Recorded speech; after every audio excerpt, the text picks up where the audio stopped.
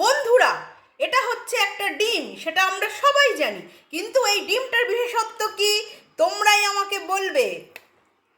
বলো তো এই ডিমটার বিশেষত্ব কি? কে কে বুঝতে পারলে আমাকে কমেন্টস করে অবশ্যই জানাবে।